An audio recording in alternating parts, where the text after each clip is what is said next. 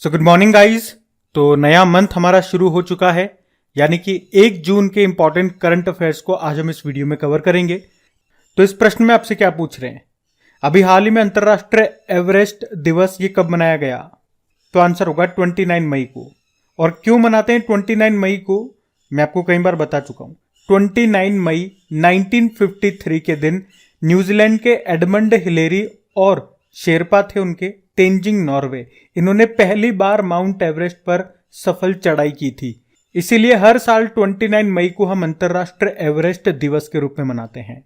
Mount Everest की height कितनी है? 8848.86 मीटर। माउंट एवरेस्ट को नेपाल में किस नाम से जाना जाता है? सागरमाथा। और इसे तिब्बत में कहा जाता है चोमा लोंगमा। वैसे आपको बता दूं, माउंट एवरेस्ट का पुराना नाम पीक 15 था। फिर 1865 में जॉर्ज एवरेस्ट के नाम पर इसका नाम माउंट एवरेस्ट रखा गया। क्यों? क्योंकि उन्होंने ही सबसे पहले इसकी सही ऊंचाई और लोकेशन बताई थी। अच्छा, आप लोग कमेंट बॉक्स में टाइप करके बताओ कि सबसे ज्यादा बार माउंट एवरेस्ट पर चढ़ने वाले व्यक्ति कौन बन गए। वैसे आपको पता है, बिना ऑक्सीजन सपोर्ट के माउंट एवरेस्ट को फतेह करने वाली पहली भारतीय कौन बनी थी? पियाली बसाक। और माउंट एवरेस्ट को फतेह करने वाली पहली भारतीय महिला का नाम बछेंद्री पाल है, जबकि माउंट एवरेस्ट को फतेह करने वाली पहली दिव्यांग भारतीय महिला अरुणिमा सिन्हा है। माउंट एवरेस्ट ये एशिया की सबसे ऊंची पर्वत चोटी है। अच्छा, इसी तरह से कुछ और पर्वत चोटियां हैं, जैसे कि अफ्रीका की सबसे ऊंची पर्वत चोटी माउंट किलिमंजारो है। किस देश में है? तंजानिया में। उत्तरी अमेरिका की है माउंट डेनाली, या उसे माउंट मैकिनली भी कहते हैं, यह अलास्का में है। दक्षिण अमेरिका की है माउंट एकांगुआ, ये अर्जेंटीना में है। और अंटार्कटिका की है माउंट विंसन मैसिफ। ऑस्ट्रेलिया की है माउंट कोजियस्को। यूरोप की है माउंट एल्ब्रुस। तो ये भी आप ध्यान रखना, ये स्टैटिक प्रश्न में आता है आपके। बढ़ते हैं आगे।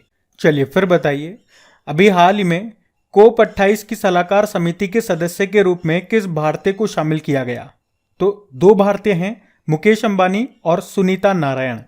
अच्छा, कोप 28 की बात करें तो ये 2023 में हो रहा है, नवंबर दिसंबर में। कहां पे? दुबई, यूनाइटेड अरब अमीरात में। और अभी इसके अंतर्राष्ट्रीय सलाहकार समिति में भारत से 2 लोग शामिल हो रहे हैं, मुकेश अंबानी और सुनीता नारायण। अब ये कोप क्या है? कोप की फुल फॉर्म नहीं पूछ रहा हूं। कोप मतलब आप कह दोगे कॉन्फ्रेंस ऑफ पार्टीज। चलो इसको शुरुआत से जानते हैं। ये बात है 1992 की, जब पहला पृथ्वी सम्मेलन हुआ था। कहां पे? ब्राजील के रियो में। और इसमें एक संस्था की स्थापना होती है, UNFCCC। पढ़ा इसके बारे में हमने कई बार। इसकी फुल फॉर्म होती है united nation framework convention to climate change. मतलब ये संस्था जलवायु परिवर्तन को रोकने के लिए बनाई गई थी। इसकी स्थापना हुई थी 1994 में। इसका मुख्यालय बनाया गया बॉन, जर्मनी में। और इसमें जो भी देश शामिल हुए, उनकी जो बैठक होती है, उसी को बोला जाता है कॉन्फ्रेंस ऑफ पार्टीज। तो पहली जो इसकी बैठक हुई थी, या कोप 1, इसका आयोजन कब और कहां हुआ था? यह भी प्रश्न बन सकता है। 1995 में। कहां पे? बर्लिन, जर्मनी में। और अभी 2022 में कोप 27 हो गया, मतलब इनकी 27वीं बैठक हुई। कहां पे? ये नवंबर दिसंबर में पढ़ा था हमने, मिस्र यानी कि इजिप्ट के शर्म अल शेख में। और अभी 2023 में हो रहा है कोप 28, यूनाइटेड अरब अमीरात में। और जैसा कि हमने कहा, इसके अंतर्राष्ट्रीय सलाहकार समिति में भारत से 2 लोग शामिल हो रहे हैं, मुकेश अंबानी और सुनीता नारायण का नाम याद रखना। अच्छा, अगर मैं आपसे पूछूं, पिछले साल कोप 15 जो कि जैव विविधता, बायोडायवर्सिटी के लिए हुआ, वो कहां पे हुआ था? मॉन्ट्रियल, कनाडा में हुआ था। तो ये पॉइंट भी ध्यान रखना। फिर बताइए, अभी हाल ही में बांद्रा वर्सोवा समुद्री मार्ग का नाम किसके नाम पे रखा गया है? तो आंसर होगा वीर दामोदर सावरकर। तो अभी महाराष्ट्र के जो मुख्यमंत्री एकनाथ शिंदे, इन्होंने मुंबई में बांद्रा वर्सोवा समुद्री मार्ग का नाम बदलकर वीर सावरकर के नाम पर कर दिया है। अभी 28 मई को वीर सावरकर जी की 140वीं जयंती मनाई गई थी। अच्छा, इनसे संबंधित हमने एक प्रश्न और पढ़ा था करंट अफेयर्स की क्लास में ही, कि अभी महाराष्ट्र ने कहा कि वो वीर सावरकर की जयंती को स्वतंत्रता वीर गौरव दिवस के रूप में मनाएगा। पढ़ा था हम लोगों ने। अच्छा, मेरे एक प्रश्न का उत्तर दो। वीर सावरकर जी के नाम पर एक एयरपोर्ट आपको मिलेगा, कहां पे मिलेगा बता सकते हो? तो आंसर होगा इसका अंडमान निकोबार में। अभी आपको याद है मुगल गार्डन का नाम बदल के क्या कर दिया गया, अमृत उद्यान। और अंडमान निकोबार में एक हैरियट द्वीप है, उसका नाम माउंट मणिपुर द्वीप कर दिया गया। राजपथ का नाम बदल के कर्तव्य पथ कर दिया गया, जानते ही हो आप। अभी आपको याद है मुंबई के चर्च गेट रेलवे स्टेशन का नाम सीडी देशमुख के नाम पे रखा गया, जो कि आरबीआई के पहले भारतीय गवर्नर थे। वैसे अंडमान निकोबार में जो हेवलॉक द्वीप है उसका नाम स्वराज द्वीप किया गया था। नील द्वीप का नाम शहीद द्वीप किया गया था, द्वीप मतलब आइलैंड। और अभी तेलंगाना ने अपने नए सचिवालय परिसर का नाम BR अम्बेडकर के नाम पे किया था। तो याद रखना ये सारे पॉइंट्स, बढ़ते आगे। फिर बताइए अभी हाल ही में इसरो ने किस नाम से नेविगेशन की दूसरी पीढ़ी का पहला उपग्रह प्रक्षेपित किया, लॉन्च किया? तो आंसर होगा NVS-01। तो अभी इसरो ने 29 मई 2023 को श्रीहरिकोटा के सतीश धवन अंतरिक्ष केंद्र से GSLV F-12 रॉकेट की सहायता से NVS-01 उपग्रह यानी कि सैटेलाइट को लॉन्च किया है। तो ये नेविगेशन की सेकंड जनरेशन का पहला सैटेलाइट है। तो इससे हमारा नाविक नेविगेशन सिस्टम और मजबूत होगा। एक्चुअली में भारत के पास 7 नाविक सैटेलाइट थे, पर उनमें से 3 खराब हो गए। तो अब हम 5 नेक्स्ट जनरेशन के नाविक सैटेलाइट NVS को लॉन्च करेंगे, जिनमें से अभी पहला कर दिया गया NVS-01। तो इससे होगा क्या, इससे मोबाइल लोकेशन बेहतर होगी, आर्मी को दुश्मनों के ठिकानों की सटीक जानकारी मिल सकेगी और अमेरिका के GPS सिस्टम पे हमारी डिपेंडेंसी कम होगी। देखो इसरो की बात हुई है, इसरो मतलब इंडियन स्पेस रिसर्च ऑर्गेनाइजेशन, स्थापना होती है 1969 में। और वर्तमान में इसके चेयरमैन कौन है? S सोमनाथ हैं 10वें नंबर के।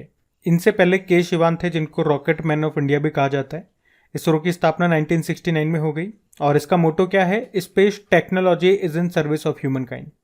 चलो यूं बताओ अभी इसरो ने किस नाम से छात्रों के लिए एक ऑनलाइन प्रशिक्षण कार्यक्रम ट्रेनिंग प्रोग्राम शुरू किया था?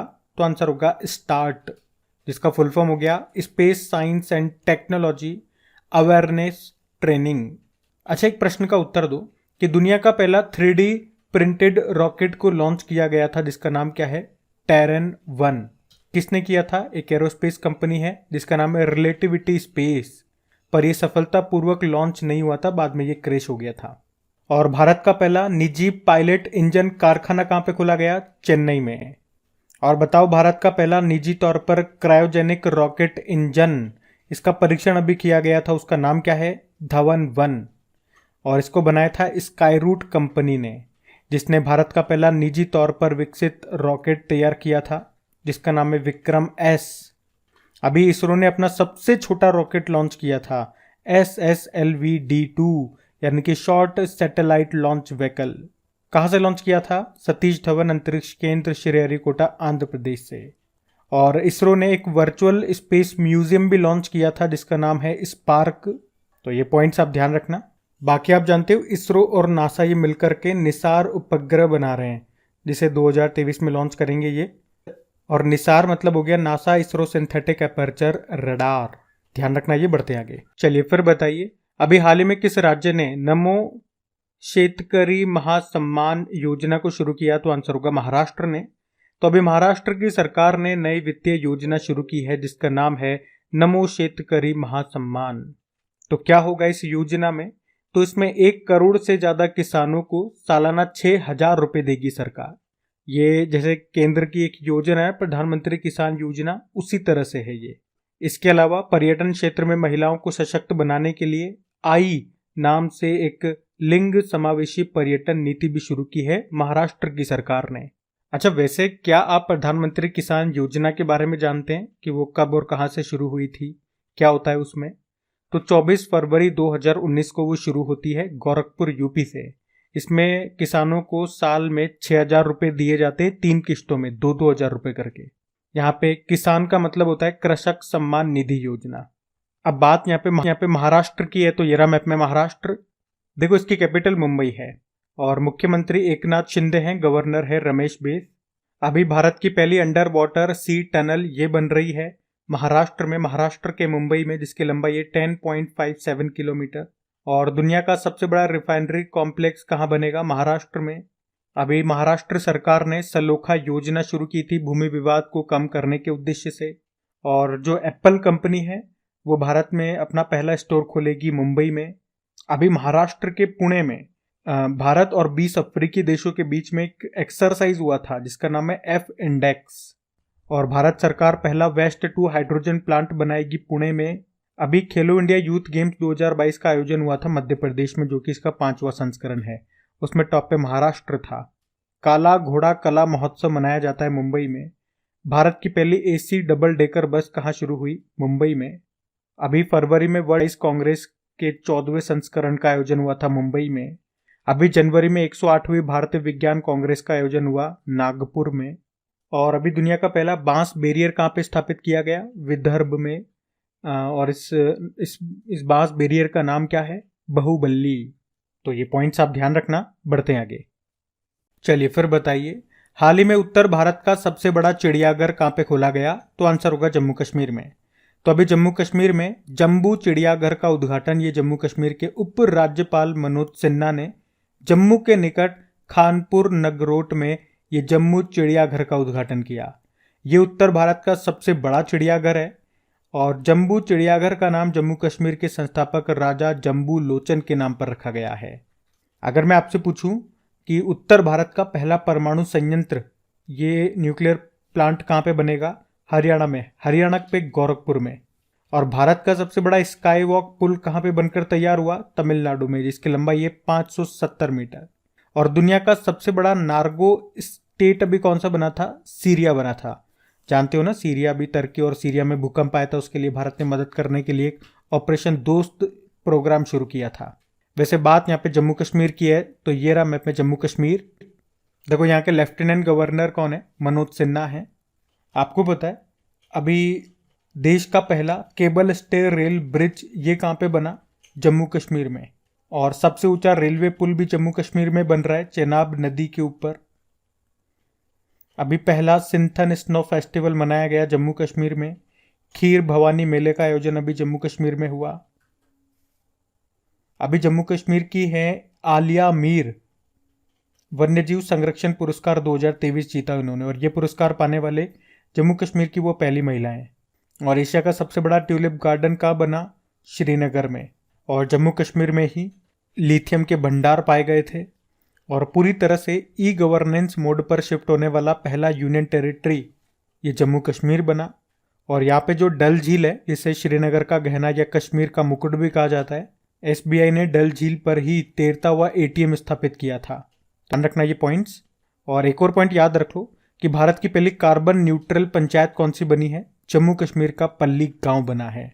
तो ध्यान रखना ये। बढ़ते हैं आगे। फिर बताइए, अभी हाल ही में 76वें कांस फिल्म फेस्टिवल 2023 में सर्वश्रेष्ठ अभिनेत्री का पुरस्कार किसने जीता? तो आंसर होगा मरवे दिजदार ने। तो ये तुर्की की अभिनेत्री हैं मरवे दिजदार। और उन्हें उनकी फिल्म अबाउट ड्राई ग्रासेस के लिए बेस्ट एक्ट्रेस का अवार्ड दिया गया। जबकि बेस्ट एक्टर रहे हैं कोजी याकुशो, ये जापान के हैं। जबकि मानद पाल्मे डी और पुरस्कार मिला माइकल डगलस को। और पाल्मे डी और फिल्म का अवार्ड मिला है एनाटॉमी ऑफ अ फॉल को। इसमें बेस्ट डायरेक्टर रहे हैं ट्रान अन हंग द पोर्ट एयू फ्लू नाम की मूवी के लिए। ये वियतनाम मूल के फ्रांसीसी डायरेक्टर हैं। कांस फिल्म फेस्टिवल का आयोजन कहाँ पे होता है? फ्रांस में। इस बार इसका ये 76 नंबर का संस्करण था। अभी आपको याद है ऑस्कर अवार्ड 2023 का आयोजन हुआ था, 95 नंबर का था। उसमें बेस्ट फिल्म रही है Everything everywhere all at Once. Best actor हैं Brendan Fraser The Whale movie के। और बेस्ट एक्ट्रेस हैं मिशेल योह इसी मूवी की everything everywhere all at once. और इसी के डायरेक्टर को चुना गया बेस्ट डायरेक्टर, जिनका नाम है डैनियल क्वैन। और इसमें बेस्ट ओरिजिनल सॉन्ग का अवार्ड मिला है एसएस राजामौली की RRR मूवी के गाने नाट्टू नाट्टू को, जिसको यानी कि इसके म्यूजिक डायरेक्टर कौन है? MM कीरावनी है, जिन्हें अभी पद्मश्री मिला है। और भारत की एक डॉक्यूमेंट्री है द एलिफेंट विस्पर्स, इसने जीता बेस्ट डॉक्यूमेंट्री शॉर्ट फिल्म का अवार्ड। और अभी इसी साल बाफ्ता अवार्ड्स हुए थे, वो 76 नंबर के ही थे। उसमें बेस्ट फिल्म रही है all quite on the western front, ये एक जर्मन फिल्म है। बेस्ट एक्टर हैं ऑस्टिन बटलर एल्विस मूवी के। बेस्ट एक्ट्रेस हैं कैट ब्लैंकेट तार मूवी की। और बेस्ट डायरेक्टर हैं एडवर्ड बर्जर। तो ये पॉइंट्स भी ध्यान रखना, बढ़ते हैं आगे। फिर बताइए, अभी विश्व तंबाकू निषेध दिवस कब मनाया गया? तो आंसर होगा 31 मई को। तो हर साल वर्ल्ड नो टोबैको डे के रूप में 31 मई को मनाते हैं हम। उद्देश्य क्या है? तंबाकू और इसके कारण होने वाली मौतों की बढ़ती संख्या के प्रति जागरूकता बढ़ाना। सबसे इंपॉर्टेंट तो इसकी थीम रहेगी, we need food not tobacco. हमें खाना चाहिए, तंबाकू नहीं। आपको याद है वर्ल्ड हेल्थ ऑर्गेनाइजेशन ने लॉन्च किया था क्विट टोबैको एप्लीकेशन। आप जानते हो नो स्मोकिंग डे कब मनाया जाता है? 8 मार्च को मनाया जाता है। अब ये मई का लास्ट डे था, तो यहां पे एक बार फिर मैं आपको मई के सारे इंपॉर्टेंट डेज एक बार रिवाइज करा देता हूं।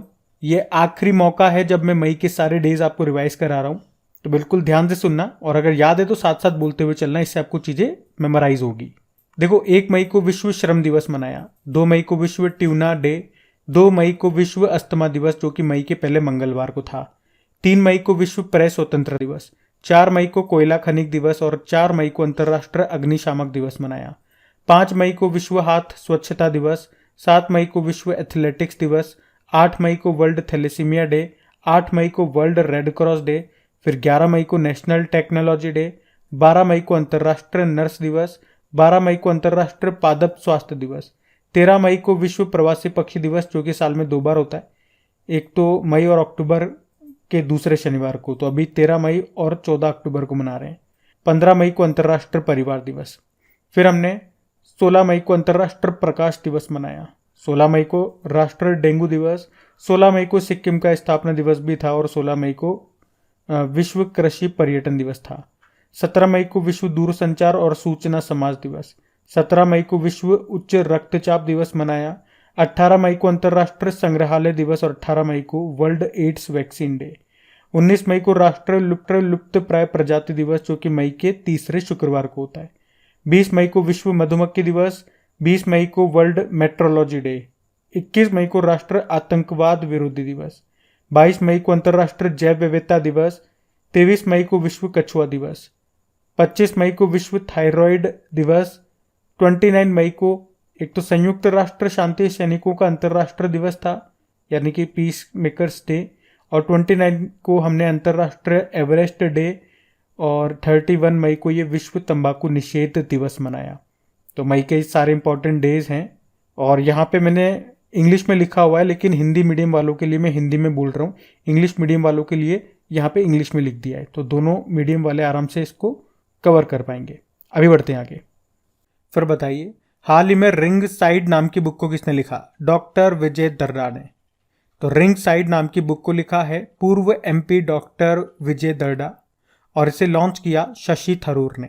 शशि थरूर की एक दो बुक आपको याद रखनी है, जैसे कि अभी लेटेस्ट आई थी अंबेडकर अलाइव, उससे पहले एन एरा ऑफ डार्कनेस नाम की बुक इन्होंने लिखी थी।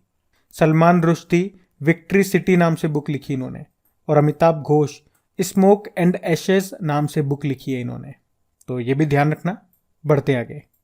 चलिए फिर बताइए, हाल ही में दूरसंचार उपग्रह जिसका नाम है अरबसैट BADR-8 का सफल प्रक्षेपण किसने किया, मतलब किसने लॉन्च किया? तो स्पेस एक्स ने। अरबसैट BADR-8 ये कम्युनिकेशन सैटेलाइट है, ये सऊदी अरब की है और अभी इसे लॉन्च किया है स्पेस एक्स नाम की कंपनी ने अपने रॉकेट फाल्कन 9 से। अभी आपको याद होगा स्पेस एक्स ने दुनिया का सबसे बड़ा और शक्तिशाली रॉकेट लॉन्च किया था, उसका नाम है स्टारशिप, पर इसकी लॉन्चिंग सफल नहीं रही थी और स्पेस एक्स 2025 तक दुनिया का पहला कमर्शियल स्पेस स्टेशन बनाएगा जिसका नाम ये रखेगा हेवन 1। तो ध्यान रखना ये पॉइंट्स। बढ़ते आगे। तो अब हम कल के करंट अफेयर्स का क्विक रिवीजन करेंगे। पहला प्रश्न पूछा था IPL 2023 का खिताब किसने जीता? चेन्नई सुपर किंग ने गुजरात टाइटंस को हराया। फिर आपसे पूछा कर्नाटक बैंक के नए MD CEO कौन बने? श्री कृष्ण हरिहर शर्मा। फिर आपसे पूछा अभी WHO के बाहरी ऑडिटर के रूप में किसे चुना गया? गिरीश चंद्र मुर्मू को। फिर पूछा खीर भवानी मेले का आयोजन कहाँ किया गया? जम्मू कश्मीर में। फिर आपसे पूछा उत्तर पूर्वी राज्य की पहली वंदे भारत ट्रेन ये किस राज्य में शुरू हुई? असम। अगला प्रश्न पूछा कि अभी NPA प्रबंधन के प्रभावशाली रैंकिंग में टॉप पे कौन सी बैंक है? Bank of Maharashtra. फिर पूछा मोनाको ग्रैंड प्रिक्स 2023 का खिताब किसने जीता? मैक्स वर्स्टपन ने, रेड बुल के ड्राइवर है। फिर पूछा मो घर योजना किस राज्य ने शुरू की? उड़ीसा ने। अगला प्रश्न पूछा किस राज्य ने 13वीं हॉकी इंडिया सब जूनियर पुरुष राष्ट्रीय चैंपियनशिप का खिताब जीता? उत्तर प्रदेश ने। अगला प्रश्न पूछा गोवा ने अपना राज्य दिवस कब मनाया? 30 मई को मनाया। और गाइस सेशन पसंद आया और वीडियो को अभी तक आपने लाइक नहीं करा तो एक लाइक का बटन जरूर दबाइएगा और वीडियो को अपने दोस्तों के साथ, अपने मित्रों के साथ, अपने चाहने वालों के साथ से शेयर जरूर कीजिएगा। जो भी आपका स्टडी ग्रुप होता है व्हाट्सएप पे या फेसबुक पे शेयर जरूर कर देना। बाकी आपकी प्रैक्टिस के लिए मैं क्विज जरूर बना दूंगा इसकी आपकी क्रिक एग्जाम एप्लीकेशन पे। पीडीएफ भी आपको वहीं पे मिल जाएगी बिल्कुल फ्री ऑफ कॉस्ट में। क्रिक एग्जाम एप्लीकेशन का लिंक नीचे डिस्क्रिप्शन बॉक्स में है। टेलीग्राम का लिंक भी वहीं मिल जाएगा। अब होमवर्क प्रश्न देखते हैं और सेशन एंड करते हैं। तो आपसे पूछा था चिरंजीवी बीमा योजना के तहत बीमा सुरक्षा राशि को बढ़ाकर कितना कर दिया गया? ये योजना राजस्थान की है, 25 लाख रुपए कर दिए गए। अब ये रहा आज का आपका होमवर्क प्रश्न।